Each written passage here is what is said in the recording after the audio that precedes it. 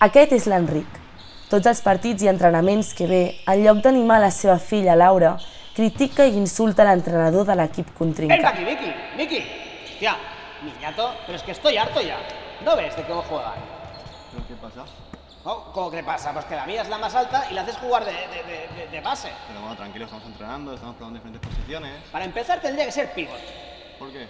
Hombre, porque es que es la más alta y es la mejor. Pero aquí entrenador soy yo, ¿no? Mira, o la haces jugar o yo me la llevo, porque además en los partidos es que no salen ni de equipo titular. Tranquilo, todavía son niñas, tienen que mejorar un poco todas, estamos probando. Así no, Miki, ¿eh? Así no. Bueno. Com creus que se sent la seva filla Laura? La Laura es pot sentir empoderada. Ven aquí, Miki, Miki. Ya, niñato, pero es que estoy harto ya. ¿No ves de cómo juegan? ¿Pero qué pasa? La Laura es pot sentir avergonyida. Ven aquí, Miki, Miki. Ya, niñato, pero es que estoy harto ya. ¿No ves de cómo juegan?